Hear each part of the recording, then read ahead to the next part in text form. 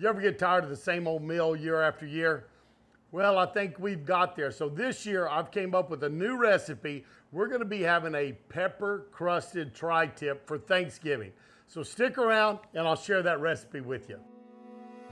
I am Chef Johnny. This is Texas style barbecue and cuisine, and I appreciate you stopping by. Hey folks, I do have a beautiful tri-tip roast that we're gonna cook up today. If you're not a griller and you wanna cook it in the oven, I've got instructions for doing that down below. So just click more. It's gonna be the same process, but we're gonna cook it in the oven instead of out on the grill. But right now, come in here and I'm gonna show you how to grill up this beautiful, beautiful tri-tip roast for a Thanksgiving dinner that you won't forget. I have a great big tri-tip roast here. Folks, I tell you what, normally I try to get one under 3 pounds. This one was 3.5 already trimmed, so it's a good sized tri-tip. But we're gonna cook it up like we always do. It's still gonna taste good, but I'm gonna show you exactly what I do. I've got some beef tallow. I'm gonna take it and I'm gonna brush it onto this tri-tip. I'm gonna coat it all real good because this is gonna be my binder.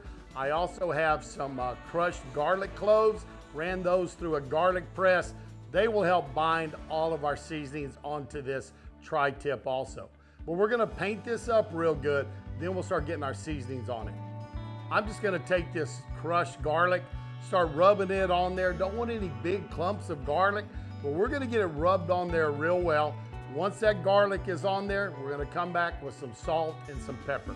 I normally do not trim the fat cap off mine. I like to leave a little fat on it, but they had big tri-tips that were already trimmed down real close, so didn't have that option today, but this one's still gonna cook up very nice. I have got a coarse sea salt here, and we're gonna get this coated real good and make sure we get the sides of it. This is a great big tri-tip roast, so don't be scared that you're gonna over season it. You're not going to. Give it a good amount of salt on there and it'll be just the right amount. And remember, it's the same procedures of getting this ready, even if you're gonna put it in the oven. And what I have here is a multi-grain pepper.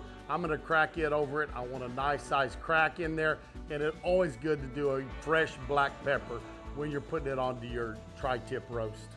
And I want quite a bit of black pepper on here. I like it fresh cracked, but if you wanted to, you could use your coffee grinder. That would be a whole lot faster than the way I'm doing it here. Or you could put it underneath a cast iron skillet and just press down and crack those up and do it that way. I have cracked pepper that way also. You can see I have a cast iron insert here. It's gonna go in, and what I'm gonna do is I'm gonna put it on a rack. That way my tri-tip will drip down onto this cast iron pan, and I can use the fond that's left to make my pan sauce.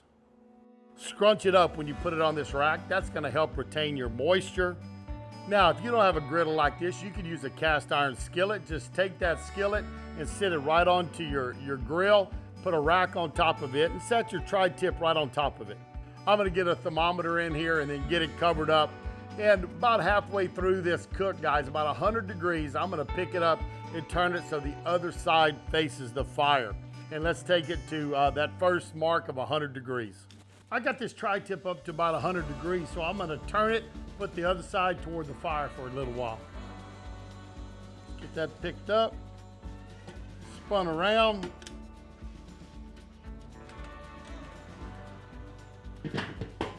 There we go. We're gonna go about another 25 degrees, then we'll see about searing it off. We're up to 125 degrees. We're gonna get this off of there, let it sit there for a second, get the thermometer out. I'm gonna let this fire get up good and hot so that we can sear it off, then we'll let it rest while we make our pan sauce. We have this fire stoked up pretty good, and what I'm gonna do is I'm gonna take this tri-tip, put it down on these grates. Hear that sear? I just like a nice mark. When I'm putting something out with smoke on it, a steak, a tri-tip roast, something like this, I like those sear marks. I think it just adds to it. Remember, you always eat with your eyes before you do your mouth. So we want it to look appealing. I think it's gonna look appealing with these marks on it. So we're gonna get some marks on there. Go about, maybe 90 seconds on each side. Let's flip this over real quick. Ooh, that's pretty.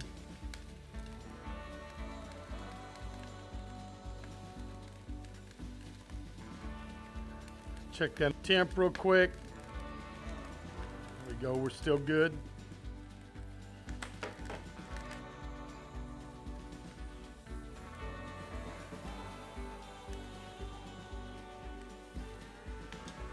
That does look pretty. Check it again. We're doing all right. Now remember, USDA tells us to take this to 145 degrees.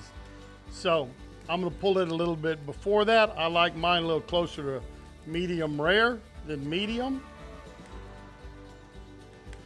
And the nice thing about a tri-tip is this end's gonna be cooked a little bit more, that middle's gonna be a little more rare. Gonna work good for the family because we have people that like theirs cooked different ways.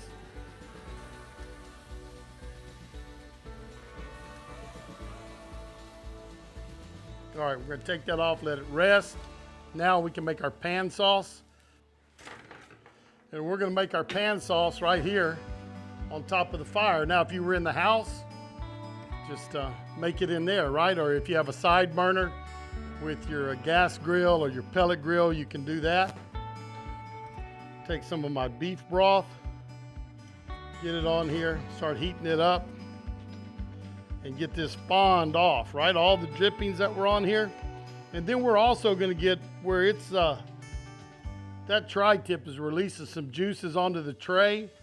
We're gonna get that and get those back on there also. Again, if you did this, you could just use your cast iron skillet, right? I have this griddle which comes in handy.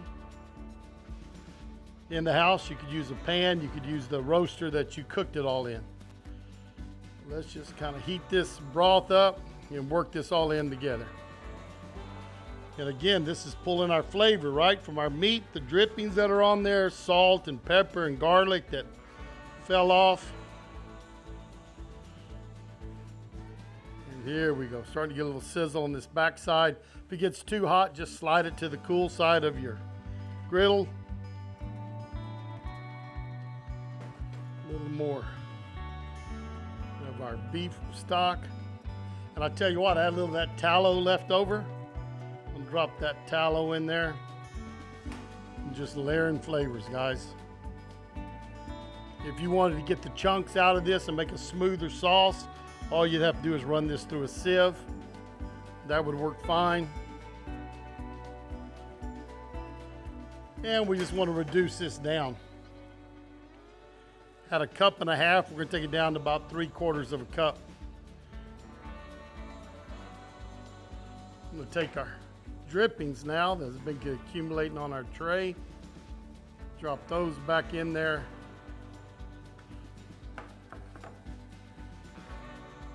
Work that in. And you may notice I do have a rubber whisk so it doesn't mess up the finish on my cast iron. I never like to put metal into a cast iron if I can keep from it. Let's give this a taste real quick here. It should be nice and strong. We've reduced it down to about 3/4 of a cup.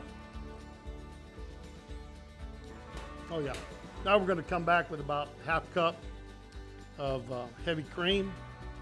My recipe I have for y'all is a little bit less than that, but also remember, it's a smaller tri-tip on that recipe.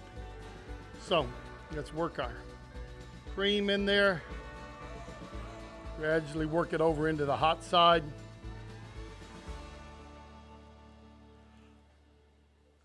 I do have some pepper and salt on hand in case I need to adjust it.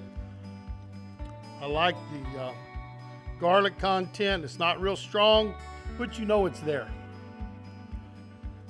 And again, you want to get rid of the lumps.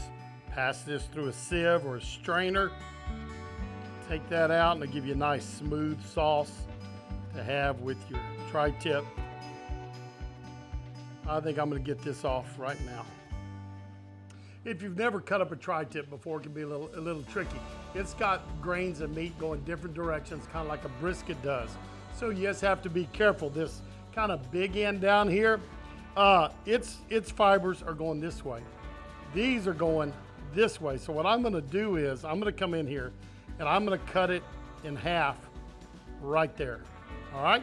Now I have this end and this end that I can slice two different directions. I'm going to move this one back That looks pretty in there. And I'm left-handed. A lot of right-handed people will cut it like this, right? But I'm left-handed, so I got to do it backwards. We're going to come in here and slice this kind of thin. That's the way to go on a tri-tip. But it is looking very, very pretty.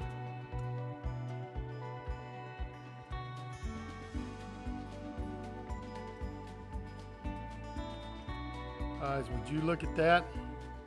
That is beautiful, beautiful. It's going to be tender. It's moist. Now let's look at this other end.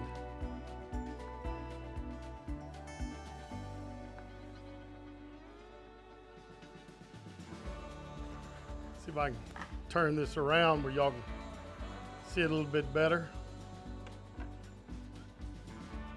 Waterfall these chunks out for you.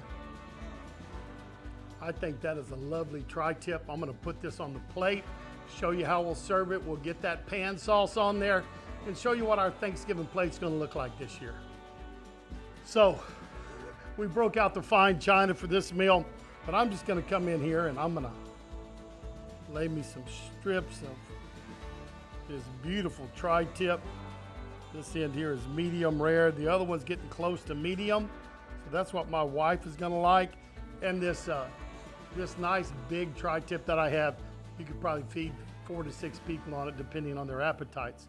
But that's a very appealing plate right there. I did not make a ton of the pan sauce because it's not like we have mashed potatoes or something to go with this. This is just simply for the meat. So I'm just gonna take it and I'm just gonna pour it right there. I don't want to cover the whole meat. If it was a little thicker, we use some flour or something, we could have drizzled it right across the top. But we don't want to cover up this beautiful meat, so I kind of try to keep it on one side where you could still see the pink of the plate. But I think that's a lovely plate. We got a tri-tip roast, Hasselback potatoes, and our Brussels sprouts came out tremendous. Those recipes will all be down below. But I think this is a tremendous alternative to turkey for your Thanksgiving or your Christmas meal. Let's get a piece of this tri-tip and give it a try. Everybody always wants to know how it tastes, so we're going to find out. I'm going to dip it down in my pan sauce. Give that a try. Nice and tender. And an excellent flavor. I think this is hard to beat for an alternative to your turkey meal this year for Thanksgiving or for Christmas. Give you a little spin of the plate here. Let you see that Hasselback potato and our Brussels sprouts with the bacon. Recipes are all down below for those guys. This is a tremendous meal. Hope you enjoyed it. You can get the recipes again down below, or you can go to Beef Loving Texans. The recipes will be on their website also. But a beautiful Thanksgiving meal. Hope you appreciate it. If you did, give me that thumbs up. Hey, remember, share this around. Tell your friends and family about us, and we're going to see y'all down the road on Texas-style barbecue and cuisine. Have a great holidays, everybody.